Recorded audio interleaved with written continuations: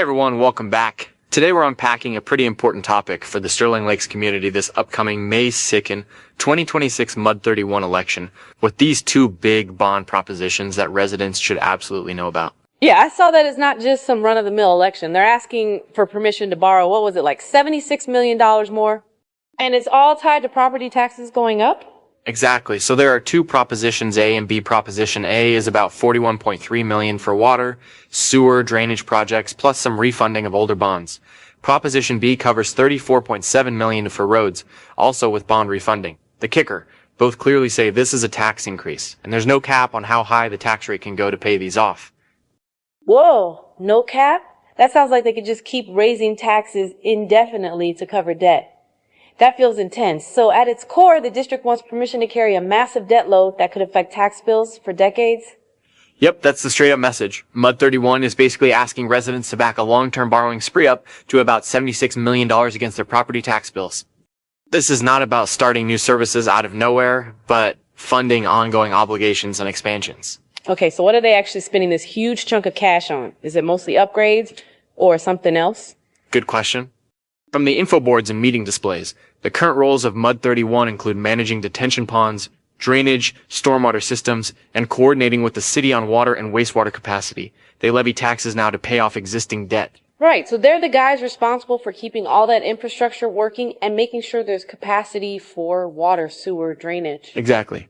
Now, with the new bonds, the money is slated for a few key things. They'll maintain and repair detention and drainage systems, fund their share of a permanent wastewater treatment plant the city is building, reimburse developers for infrastructure they've already put in like water, sewer, roads, and manage debt and reserves to stay financially healthy. Wait a sec, reimbursing developers?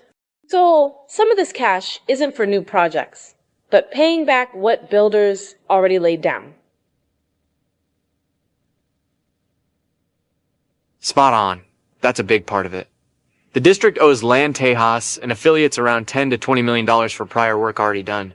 This bond package helps settle those IOUs. Plus, they've been known for years about the wastewater plant obligations with the city of Iowa Colony. Got it.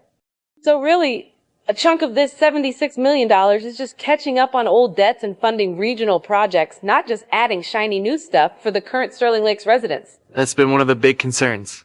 For example, the amenity board does show some recent and planned improvements like almost $1 million spent on playgrounds, sidewalks, landscaping since 2020, with more sidewalks planned in 2025.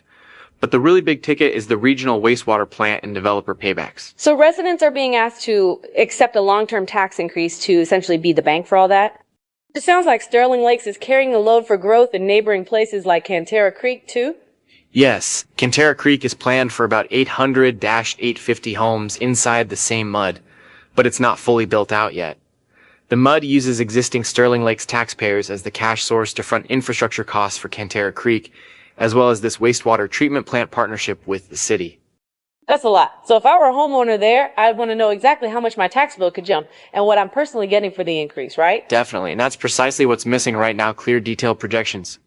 The MUD hasn't laid out a transparent breakdown of how high tax rates might climb, or how the bond funds divide between new improvements, reimbursements, and regional obligations. That's frustrating. People want to see clear dollar impacts for an average home. Like, hey, if you live here, this is roughly how much extra you'll pay each year. Without that, it's like signing a blank check. Exactly, which is why residents should demand a few key things before voting. A one-pager showing current tax rates, the possible maximum tax rate if these bonds pass, and an example of how that translates into actual cost for a median valued home. That makes total sense, giving folks real numbers so they can make informed decisions. And also a prioritized project list, right?